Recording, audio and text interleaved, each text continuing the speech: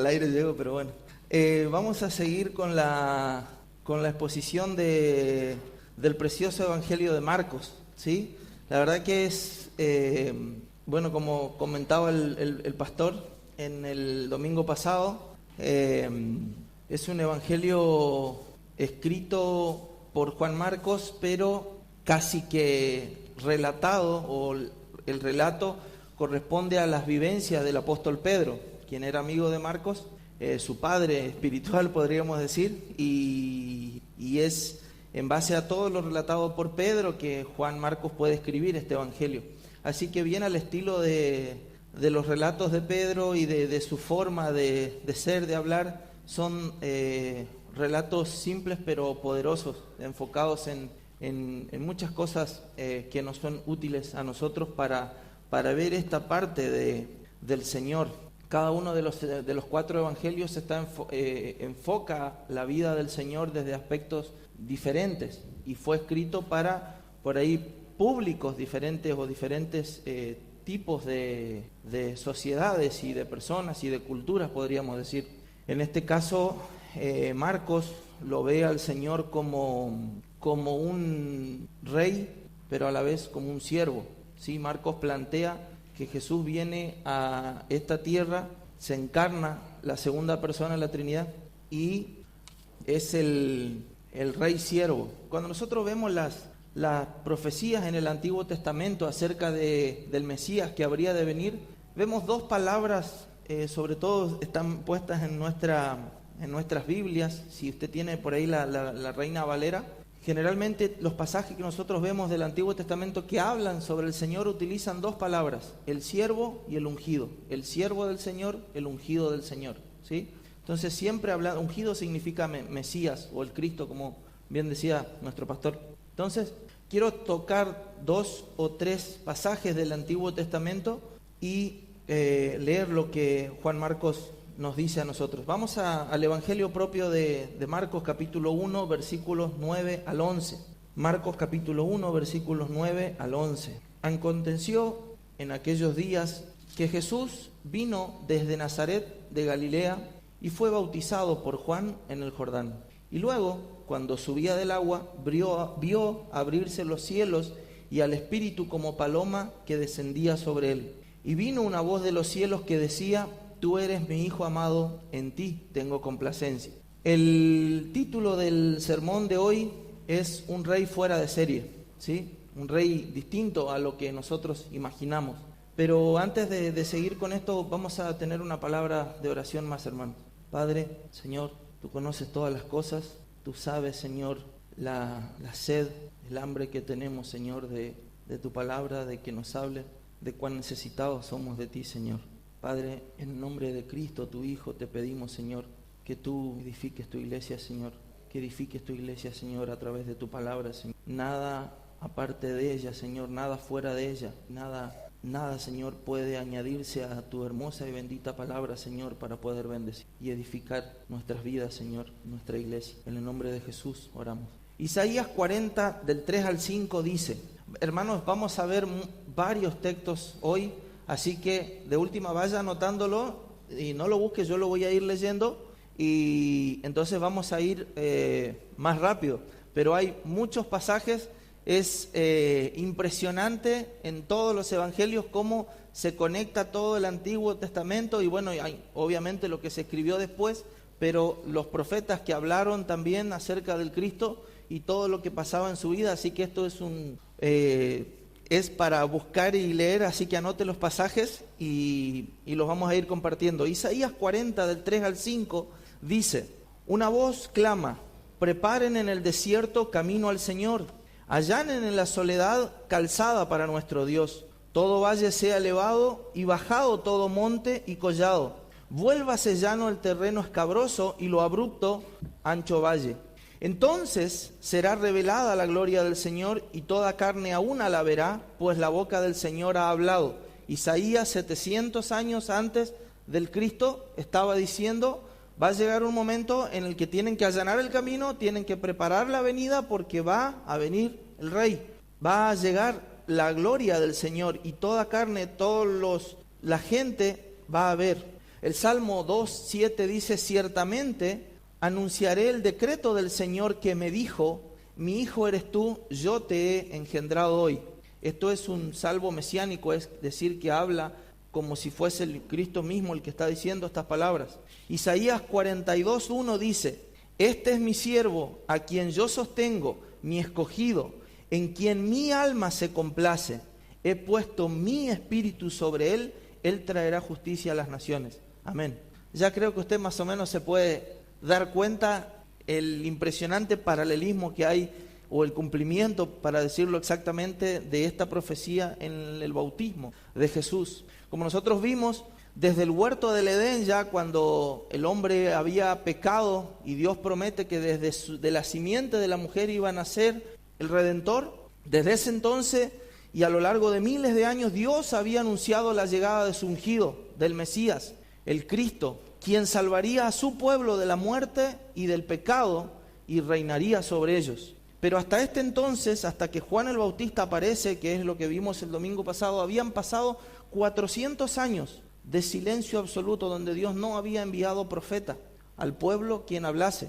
Y todo había quedado en la esperanza de, bueno, vendrá el Mesías, pero antes de él vendrá alguien con el espíritu, o por así decirlo, el parecido a Elías, que tendrá un ministerio particularmente parecido al de Elías, y él va a ser el que va a hacer la función de abre caminos. Para ilustrar esto, es conveniente que veamos esta imagen de esta forma. En la antigüedad, bueno, lo podemos ver actualmente también, cuando el gobernador, usted no tanto porque viven en la ciudad, pero nosotros en los pueblitos podemos verlo, cuando el gobernador o alguien muy importante, o incluso, bueno, presidente nunca nos pasó, pero cuando va a venir el gobernador, se pintan las calles, se hermosea el pueblo, se emparejan los pozos, se levanta todo se barre el asfalto, queda todo parejito y lindo, parece Suiza, es impresionante. Ese trabajo no es que lo inventaron ahora, lo vienen haciendo hace muchísimo tiempo. Siempre cuando el rey iba a pasar, cuando alguien importante iba a pasar por un camino, se allanaba eso, se mandaba antes una comitiva de personas que iban limpiando el camino, allanando todo, para que cuando pase el carruaje del rey, el rey no tenga que tener dolor de cintura por los pozos, ¿no? Y felicita al gobernador del área y diga, qué bien que van las cosas. Entonces, eso era una costumbre que había en la época. Se allanaba el camino para eso. Esta es la labor que Isaías dice que va a realizar el apóstol Juan el Bautista. Juan el Bautista dice, va a venir y él va a abrir el camino para que el Señor, el Rey, venga. Y como escuchamos el domingo pasado, ¿qué significa evangelio? La buena noticia, una buena noticia. ¿Cuál es la buena noticia? El Rey está acá, el Rey viene. El Rey ha venido, el Mesías prometido se va a hacer presente, pero antes tiene que venir uno abriendo caminos. ¿Qué significa eso en el ámbito espiritual? Podríamos decir, ¿cómo era que Juan preparaba el camino? No es que Juan se puso a limpiar el camino ahí justo antes de que Jesús venga a bautizarse, ni mucho menos que eso, sino que lo que hace Juan es predicar el arrepentimiento. Es decir, para creer en el Cristo como Señor, como Salvador, primero necesitas arrepentirte. Es necesario el arrepentimiento, primeramente. Dos cosas son necesarias para ser salvo: arrepentirse y creer en el Evangelio.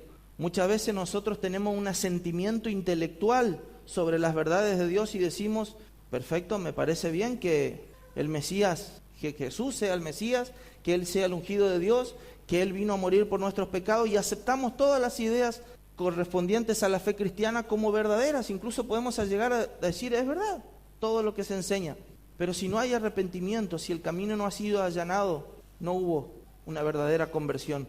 Entonces eso es lo que se ilustra en este pasaje. Viene Juan, predica el arrepentimiento. Arrepentíos, porque el Rey ya viene. Y la forma de demostrar este arrepentimiento para esas personas en ese tiempo era a través del bautismo. ¿Qué era el bautismo? El bautismo era para demostrar públicamente que ellos estaban impuros y que ahora se han arrepentido de sus corazones, y que han confesado sus pecados. Pero hay un punto acá. Juan, cuando está hablando, como vimos anteriormente, Juan cuando está hablando en este pasaje, le está hablando al pueblo judío. Y en esa época, ¿quiénes generalmente hacían el ritual de limpieza. ¿Quiénes consideraban que necesitaban ser limpios? Los que querían dejar de ser gentiles, ¿sí?, de otra nación, y pasar a ser judíos, pasar a ser parte del pueblo escogido de Dios, del Israel. Entonces cumplían un ritual de purificación, entre el cual estaba el bautizarse, el sumergirse en agua, el hacerse una limpieza, ¿sí?, de ritual, una limpieza ritual donde se ejemplificaba toda esta limpieza de los pecados, de las costumbres paganas, de todo lo que ellos habían creído antes, y ahora vamos a pertenecer al pueblo de Dios. Entonces pasaban por ese ritual del bautismo y se convertían. El problema con Juan es que Juan le estaba diciendo a los mismos judíos: ustedes necesitan ser pueblo de Dios. Imagínense el alboroto. Pero Juan, nosotros somos descendientes de Abraham, somos hijos de Dios porque nuestros padres y nuestros abuelos y ellos creyeron y nosotros somos... No, ustedes necesitan, no entienden, necesitan arrepentirse. Por eso, en el precioso libro de Romanos, como decía hoy nuestro hermano, nosotros podemos encontrar a Pablo explicando esto, que no por ser descendiente de los israelitas forman parte del verdadero Israel de Dios, del verdadero pueblo del Señor, sino los que se arrepienten y creen dentro de esa nación en ese tiempo y hoy día dentro de todas las naciones del mundo. ¿Se entiende? Entonces Juan predicaba el arrepentimiento y decía: es necesario arrepentir porque el reino de Dios se acerca, porque el tiempo ha llegado y va a venir el que los va a bautizar a ustedes con el Espíritu Santo. Y el rey, después de vivir 30 años siendo carpintero en Nazaret, un pueblo del norte de Israel, olvidado y aún despreciado por los propios judíos porque estaba lleno de gente gentil ahí, de las demás naciones, desde esos pagos aparece un hombre y se presenta delante de Juan. Ese era el rey. Imagínense la sorpresa de todo. Cuando esperamos a un rey, bueno, esperamos que venga mínimo traje y corbata, ¿no? Y aparece Jesús, ese simple carpintero, y en vez de agarrar y decir: bueno, Juan, vení que también te voy a bautizar vos, porque vos también necesitas ser bautizado por mí, y que vengan los principales sacerdotes del pueblo, porque yo soy el rey de reyes que ha venido, soy el Mesías, así que convóquenme a una asamblea acá con los principales líderes religiosos, y bueno, voy a nombrar entre ellos mis ministros. Así empezamos a organizar la nación y el reino. ¿Qué hace? En lugar de hacer todo eso y de reunir a todos y darle un gran discurso, lo que hace el Rey de Reyes, el Señor de Señores, que se bajó de su trono hasta esta tierra, es venir tranquilo y ponerse en la fila de los pecadores que estaban a punto de tomar el bautismo. Es impresionante la imagen, lo distante que estaba la expectativa de la realidad, la expectativa del pueblo con la realidad que Dios dictaminaba, que Jesús llevaba a cabo. Entonces Juan, ante esta escena, dice en el Evangelio de Juan que él ve al Cristo y Dios le dice: este es. Y Juan tiene una actitud de decir: pero ¿qué hace en la fila de los pecadores que se están por bautizar? Le dice: Señor, yo no te voy a bautizar, bautizame vos a mí. No, Juan, es necesario que esto se haga. Pero Señor, vos sos puro, sos el santo, el ungido, ¿cómo? Y el Señor le dijo: es necesario que se cumpla toda justicia. Y entonces eso me lleva al primer punto de los dos que vamos a ver esta noche, que es un rey vestido como sirviente. Ese rey que viene se viste como sirviente. Vamos a tomar la imagen para entender lo que pasó ahí, la imagen de un proceso judicial. No sé si lo voy a hacer tan teniendo judiciales en el frente, pero vamos a tratar para que podamos entender qué es lo que pasaba, por qué Juan tiene este reclamo, decirle: Señor, si vos sos santo, ¿para qué necesitaba bautizarte? Porque ¿qué es el bautismo? Es la evidencia externa de una conversión, de un arrepentimiento interno. Pero Jesús no tenía pecado, Jesús era sin pecado. Entonces, ¿qué necesidad tiene de bautizarse? Nosotros, como seres humanos que hemos ofendido a Dios desde que hemos nacido, con todo lo que hemos pensado, dicho y hecho a lo largo de toda nuestra vida, merecemos un castigo.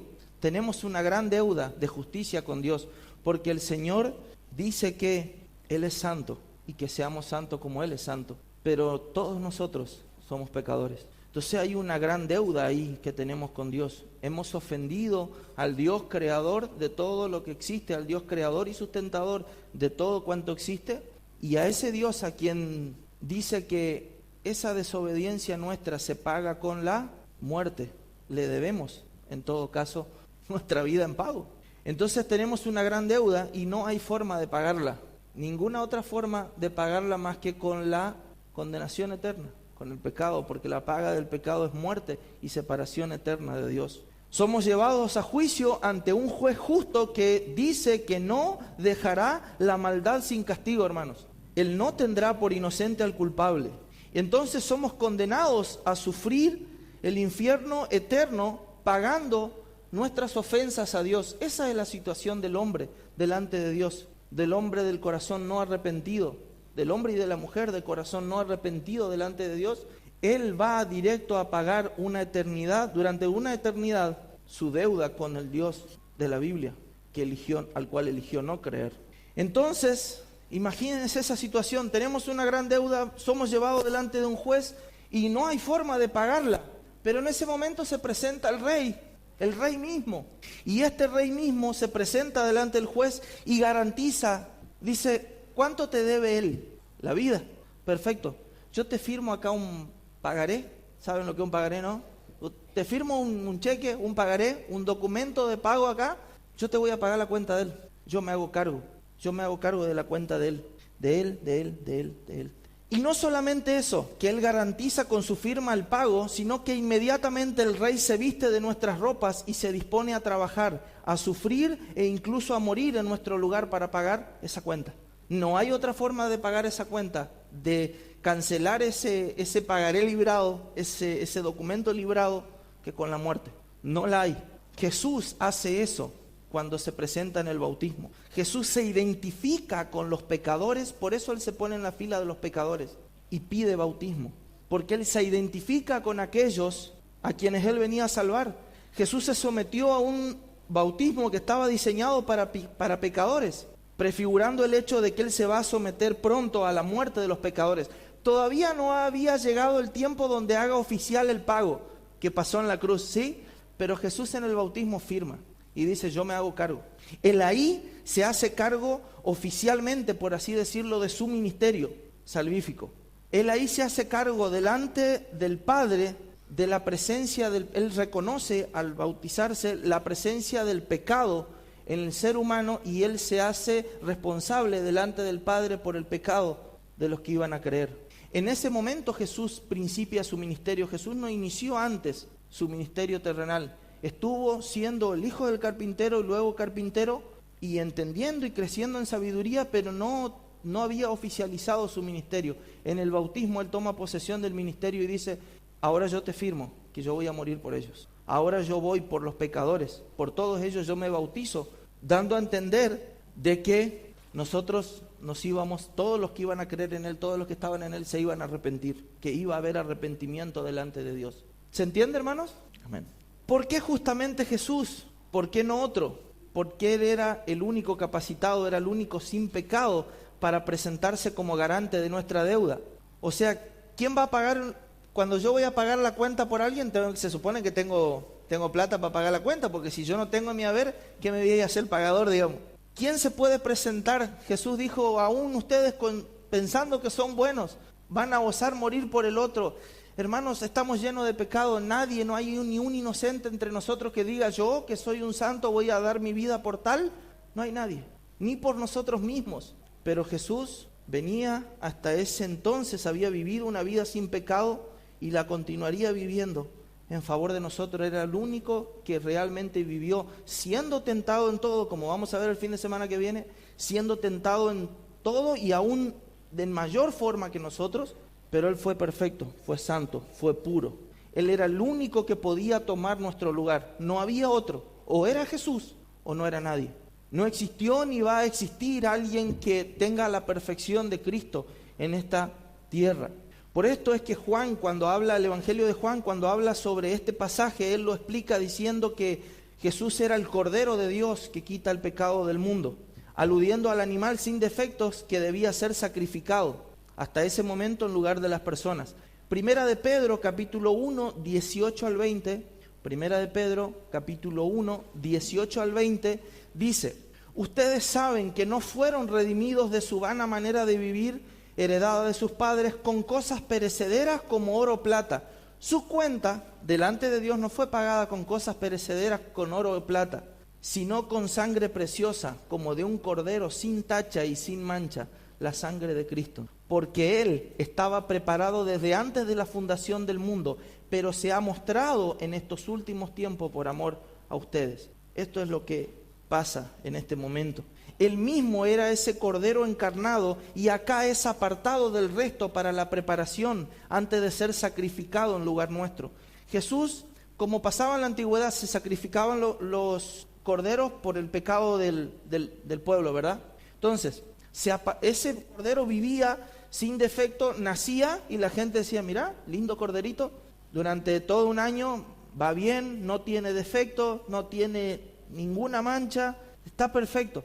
Pero en un momento determinado ellos lo apartaban del resto y le decían: bueno, ahora vos estás seleccionado realmente, vos vas a morir, vas a ser sacrificado. Eso es lo que pasa en este momento del bautismo de Jesús. El Cordero de Dios que quita el pecado del mundo es separado del resto de los hombres, del común de los hombres, y empieza su ministerio de mostrar que Él era el Hijo de Dios que había venido a morir por nosotros. Eso pasa en el bautismo. Entonces, en Hebreos capítulo 10, versículos 10 al 12 y el 14 inclusive, dice: por esa voluntad hemos sido santificados mediante la ofrenda del cuerpo de Jesucristo, ofrecida una vez y para siempre. Ciertamente todo sacerdote está de pie día tras día, ministrando y ofreciendo muchas veces los mismos sacrificios que nunca pueden quitar los pecados. Pero Cristo, habiendo ofrecido un solo sacrificio por los pecados para siempre, se sentó a la diestra de Dios, porque por una ofrenda Él ha hecho perfecto para siempre a los que son santificados por medio de Él. Si bien Jesús, como dije anteriormente, no muere inmediatamente en lugar de nosotros, en ese momento, al bautizarse como un pecador, se hace cargo de nuestra deuda, asume la responsabilidad de no solamente vivir una vida de obediencia perfecta al Padre, sino que nosotros deberíamos haber vivido, sino que de sustituirnos en la muerte que deberíamos morir para pagar nuestros pecados. Es decir, en ese momento Jesús pone la firma del pagaré y se presenta como el fiador ante Dios, su Padre, el juez, garantizando este pago. En 2 de Corintios 5:21 vemos la respuesta del Padre ante este planteo, por así decirlo, de Jesús. Jesús se presenta delante del Padre y dice: yo voy a morir por ellos. ¿Qué hace el Padre? 2 Corintios 5:21, al que no conoció pecado, es decir, a Jesús, lo hizo pecado por nosotros, para que nosotros fuéramos hechos justicia de Dios en Él. Es, hermanos, al que no conoció pecado, al ser más santo, puro, que habitó este planeta. Mire lo que dice Isaías 53:10, pero quiso a ese ser el Señor quebrantarlo, pero quiso Jehová quebrantarlo, sometiéndolo a padecimiento, y por su conocimiento el justo, mi siervo, justificará a muchos y cargará sobre él las iniquidades de ellos. Y en 1 de Pedro 3:18 dice: porque también Cristo murió por los pecados una sola vez, el justo por los injustos. El Padre dice: perfecto, vos venís en lugar de los pecadores, cargo sobre tus hombros el pecado de todos los que por los cuales vas a morir. Te haces cargo del castigo, vas a sufrir.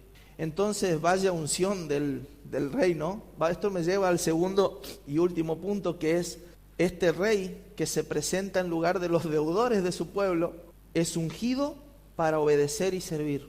Un rey ungido para obedecer y para servir. ¿Cómo es que Jesús, siendo Dios mismo, necesita ser ungido si Él era Dios? ¿No se supone que un rey, aparte de esto, debe ser obedecido Él y servido Él por los demás? Y Jesús hace a la inversa. Jesús viene a obedecer y a servir. Juan capítulo 1, versículo 29 al 33 dice, este es el pasaje que le decía anteriormente sobre el bautismo. Al día siguiente Juan vio a Jesús, esto es relatado, el mismo suceso desde la perspectiva del apóstol Juan, el discípulo de Jesús. Él cuenta, dice: al día siguiente Juan el Bautista vio a Jesús que venía hacia él y dijo: ahí está el Cordero de Dios que quita el pecado del mundo. Él también dio testimonio diciendo: he visto al Espíritu Santo que descendía del cielo como paloma y se posó sobre él. Yo no lo conocía, pero el que me envió a bautizar en agua me dijo: aquel sobre quien veas al Espíritu descender y posarse sobre él, este es el que bautiza en el Espíritu Santo. Y yo lo he visto y he dado testimonio de que este es el Hijo de Dios. Es decir, el Padre le había dicho a Juan: Juan, sobre quien vos vea que desciende el Espíritu Santo, ese es el Mesías. Ese es al quien vos fuiste a preparar el camino. Juan nos da una respuesta a la primera pregunta. Jesús necesitaba ser ungido porque él necesitaba ser reconocido y recomendado por Dios mismo delante de todo el pueblo como el ungido del Señor. Es lo que pasa a continuación. Después del bautismo, Jesús sale y se escucha una voz del cielo que dice: este es mi Hijo amado en quien tengo contentamiento, complacencia. Y el Espíritu Santo como paloma viene sobre Noé, que el Espíritu Santo es una paloma, hermano, por favor. Viene en forma como de paloma, aleteando, por así decirlo, reposa sobre él. Juan ve eso y dice: este es el Cordero, este es el Mesías. Entonces, ese es el que habría de venir, a fin de que todos los que se arrepentían ahora crean en él como el Salvador y le sigan. Primera de Pedro capítulo 1 versículo 2 dice, hay algo que me gustaría resaltar sobre Juan. Cuando Juan unge a Jesús, Juan era profeta, pero descendía de la tribu de Leví, de los levitas, que eran los encargados del sacerdocio del pueblo de Israel. O sea, él era alguien capacitado, por así decirlo, por la ley, para poder ungir a alguien en otro. Como profeta y como sacerdote, que eran las únicas dos personas autorizadas a ungir, por así decirlo, a alguien, de decir: este va a ser rey o este va a ser sacerdote. Y parece una casualidad, pero no lo es, fue una causalidad. Jesús cumple con el triple oficio. Jesús es sacerdote nuestro, profeta nuestro, pero también es nuestro rey. Y él es ungido, por así decirlo, por Juan en el bautismo en aguas y por Dios mismo en ese momento, designándolo como el Mesías, como el ungido precisamente que habría de venir. Primera de Pedro, capítulo 1, versículo 2 dice, hablando de nuestra salvación, Pedro dice que somos elegidos según el previo conocimiento de Dios Padre, por la obra santificadora del Espíritu, para obedecer a Jesucristo y ser rociados con su sangre. Si nosotros tenemos en mente este pasaje, al contemplar la escena del bautismo, podemos ver que tanto la voz del Padre como la presencia del Espíritu Santo en este solemne acto expresan la total conformidad, atención y coordinación de las tres personas de la Trinidad en nuestra salvación. Es decir, el Padre elige y manda al Hijo a morir por los que ha elegido. El Hijo obedece y muere por nosotros, y el Espíritu Santo sostiene al Hijo para cumplir la voluntad del Padre y nos santifica a nosotros. Todo esto a fin de salvarnos. Cómo la Trinidad completa trabaja en total armonía por nuestra salvación. Y esto se vio manifestado para dar credibilidad al acto que Jesús acababa de hacer y para decir: este es el momento, este es el Rey que está delante de todos ustedes, su Salvador. Jesús fue ungido para obedecer y para servir, dijimos. Jesús fue ungido para obedecer la voluntad de su Padre perfectamente. ¿Se acuerdan la parábola de los dos hijos en Mateo 21? Dice que un hombre tenía dos hijos y se llegó al primero y le dijo: hijo, ve a trabajar hoy en la viña. Y él respondió: no quiero. Pero después fue. Entonces el padre va, sin saber que el otro había ido, y le dice: hijo, ¿querés anda a trabajar a la viña hoy? Y él respondió: sí, señor, voy. Pero no fue.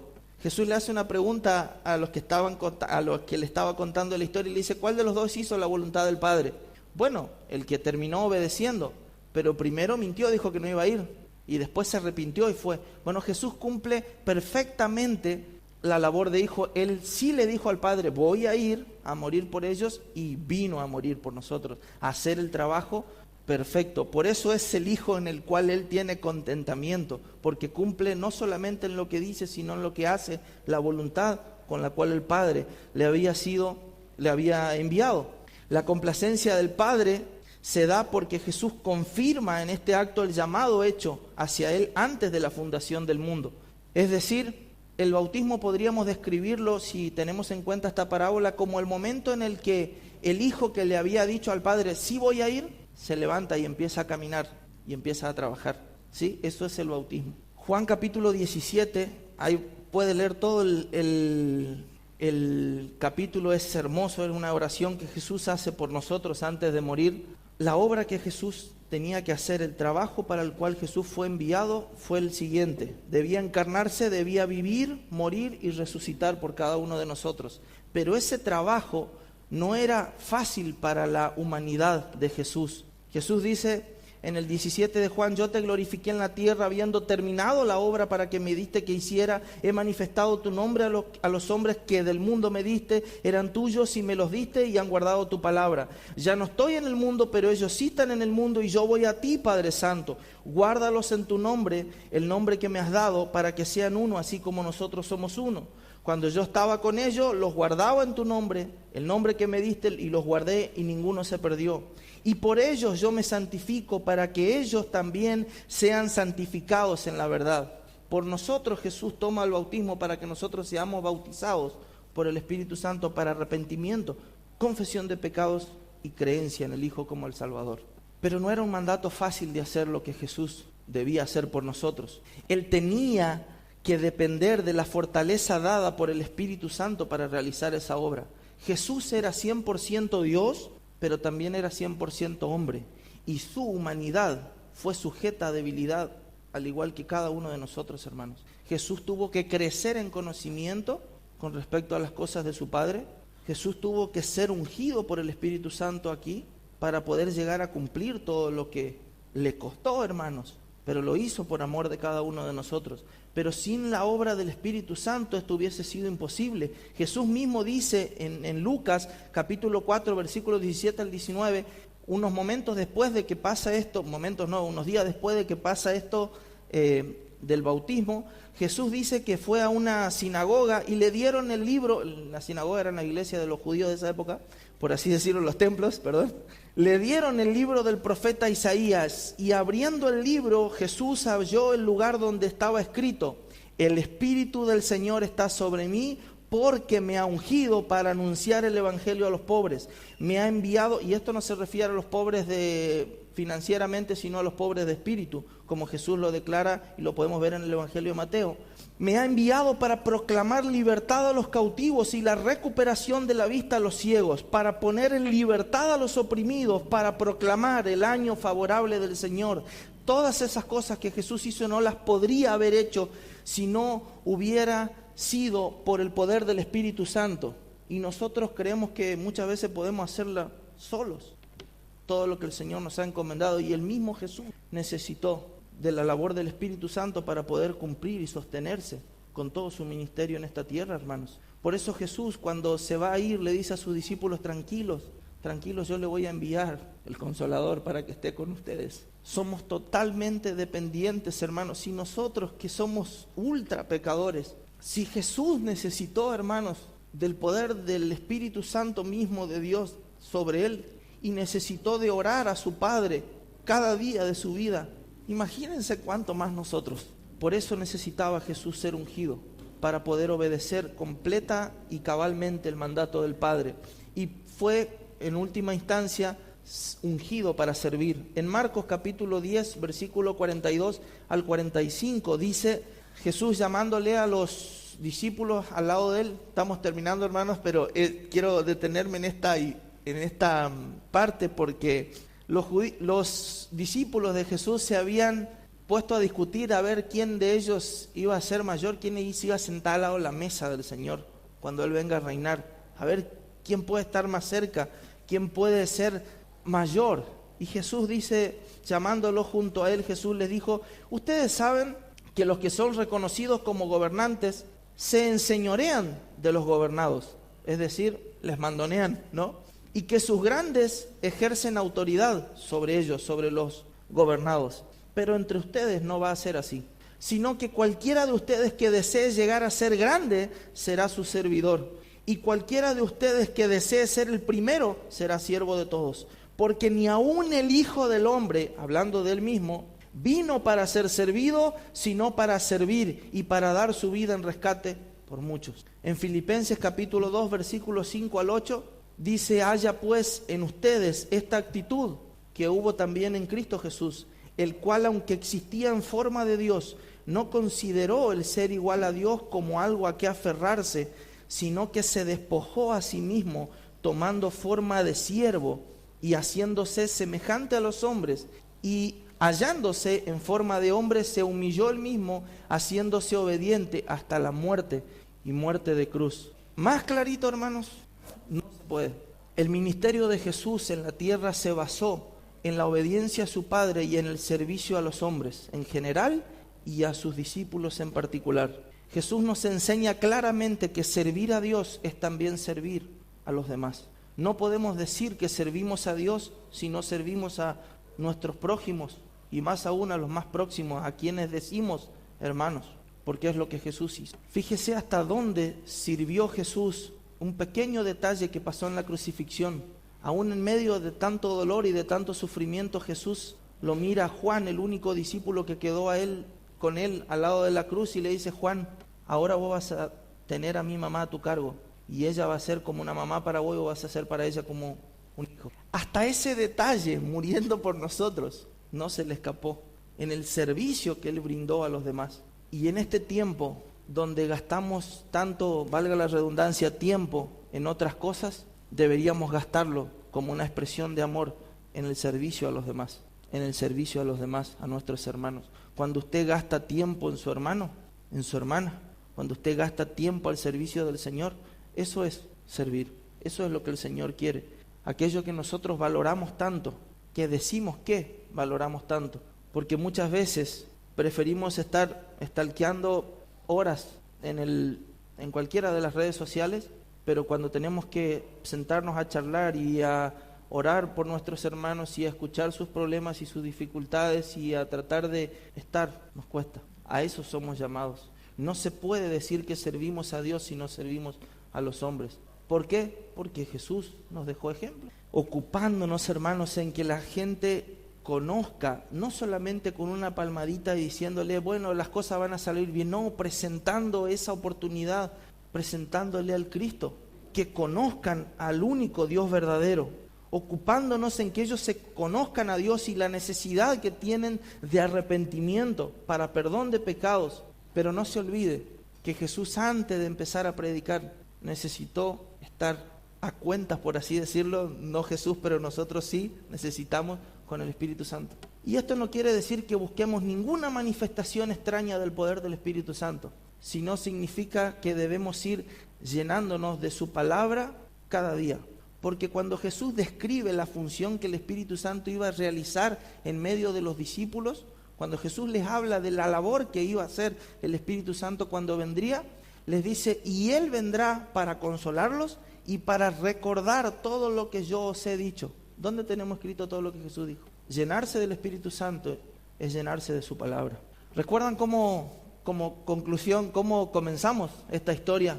¿Sí? Marcos expresa perfectamente esto. Jesús, el Rey anunciado durante tantos años, viene y se presenta en la fila de los pecadores. Jesús no vino a gobernar, hermanos, por riquezas, honra o gloria personal. Al contrario, se despojó de ellas, como leímos en Filipenses, y vino a este mundo al contrario de todos los gobernantes de este mundo que suben para tener poder, riqueza y honra. Jesús se despojó de todo eso y vino para nosotros. Él no vino a ser servido, sino vino a servir. Él no vino a conquistar, hermanos, un territorio fértil y de enormes recursos naturales, sino que Él vino a conquistar nuestro árido, duro, seco y rebelde corazón. El mío, el tuyo, el tuyo, el tuyo, el tuyo. Él no vino por una gran porción de tierra, Él vino por el más duro terreno que había sobre la faz de la tierra, el corazón de los hombres. Ese es nuestro Rey. Él no vino a pedir tributo, no vino a cobrar impuestos.